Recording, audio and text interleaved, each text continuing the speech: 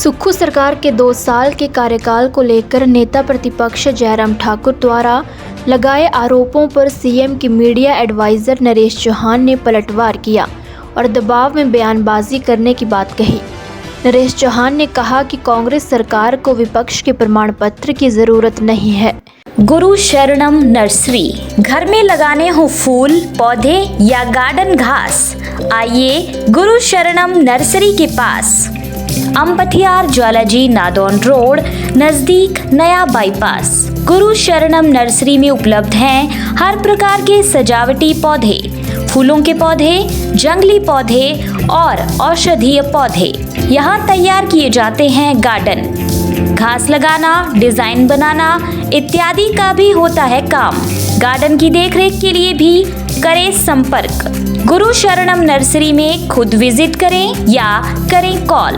हमारा नंबर है 9105800999। उन्होंने प्रदेश हित में विपक्ष को सकारात्मक भूमिका निभाने का आग्रह किया है। क्या बोले नरेश चौहान, सुनिए। देखिए, जयराम जी विपक्ष के नेता हैं, उनकी मजबूरी है कि वो सरकार की तारीफ तो करने से रहे, और फिर भी जिस प्रकार की बात आज ठाकुर जयराम जी ने प्रेस के माध्यम से एक माहौल बनाने का प्रयास किया है, उसमें साफ पिछले कुछ दिनों से साफ चीज़ दिखती है कि कोई तो प्रेशर है जयराम जी को। अब वो क्या प्रेशर है, लगातार पिछले 2 महीनों से जिस तरह की बयानबाजी कर रहे हैं, एक दबाव तो है भाजपा के अंदर लीडरशिप को लेके। ये फ्यूचर की लीडरशिप की कोई दबाव है या क्या कारण है, लेकिन फिर भी हम बार बार ये आग्रह करते हैं कि विपक्ष का होने का मतलब है कि आपको भी हिमाचल प्रदेश के लोगों के लिए और हिमाचल प्रदेश के लिए काम करना है। आप 5 साल हिमाचल प्रदेश के मुख्यमंत्री रहे, आपकी सरकार रही। हमने कई बार इस बात का जिक्र किया कि आप हमको कुछ तो बता दें कि आपके 5 साल के कौन सी बड़ी हाईलाइट्स रही, आपके 5 बड़े काम बता दें कि आपके 5 वर्ष में प्रदेश के लिए हुए, अर्थव्यवस्था को सुधारने के लिए हुए, या विकास की दृष्टि से आपका क्या विजन था। आपकी 5 साल की सरकार का विजन क्या था? पहला विजन था कि पहली बार हिमाचल प्रदेश में शराब माफिया आपके टाइम में पनपा और मंडी के अंदर कुछ लोगों ने अपनी जानें गंवाई। पूरी तरह संरक्षण सरकार का था, कोई पूछने वाला नहीं था। ये नाम जुड़ा हिमाचल का शराब माफिया के साथ। ये पहली उपलब्धि थी जयराम सरकार की पिछली। उसके बाद पुलिस विभाग में भर्तियां होनी थी। उन भर्तियों को लेकर आपने पूरे देश के अंदर जिस प्रकार हिमाचल प्रदेश का नाम बदनाम किया, कोई पूछने वाला नहीं। पुलिस विभाग का पेपर, पुलिस विभाग उसको कंडक्ट कर रहा है और वो पूरी तरह से बिक गया, लीक हो गया। ये आपकी दूसरी उपलब्धि थी। आपके पास तो नहीं है, 2 साल में हमने बहुत बार पूछा, अब हम ही गिनवा देते हैं आपकी उपलब्धियां। और तीसरी उपलब्धि ये थी कि हमीरपुर में सबऑर्डिनेट कमीशन में JOIT के जो पेपर्स हुए थे सारे, वो सारे के सारे उसमें जिस तरह का भ्रष्टाचार हुआ वो पूरे देश ने देखा।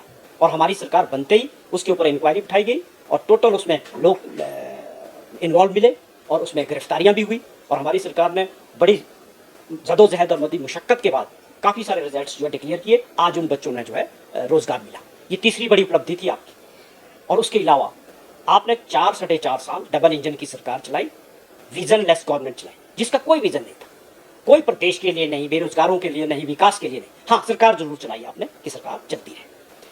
जाते जाते जब चुनाव का वक्त आया तो आपने सोचा कि हम इसको बांट देंगे रेवड़ियाँ और सरकार रिपीट करेगी।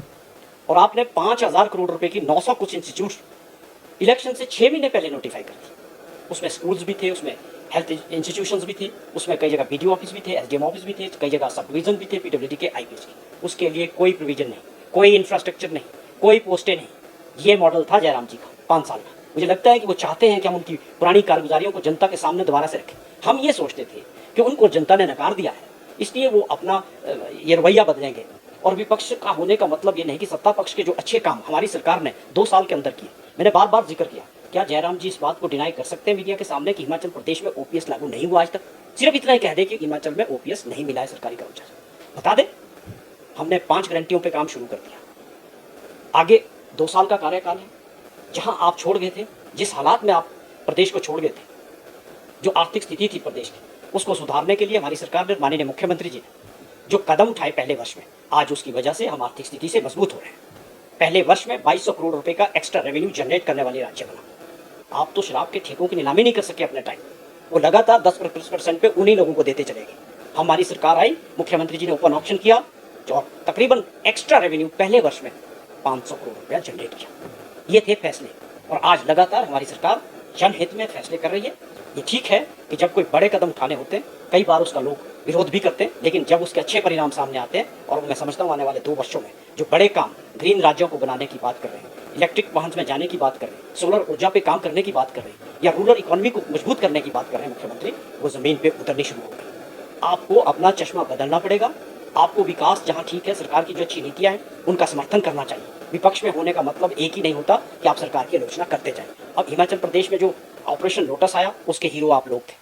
आप लोगों ने हिमाचल प्रदेश का नाम एक बार फिर से बदनाम किया। हिमाचल प्रदेश के लोग इस तरह की राजनीति को बिल्कुल पसंद नहीं करते थे, और दोबारा चुनाव हुआ और लोगों ने 40 का नंबर दोबारा कांग्रेस सरकार को दिया। उनका जनादेश था कि सुखविंदर सिंह सुक्खू जी 5 साल तक सेवा करेंगे प्रदेश की, और लोगों का ये मत था।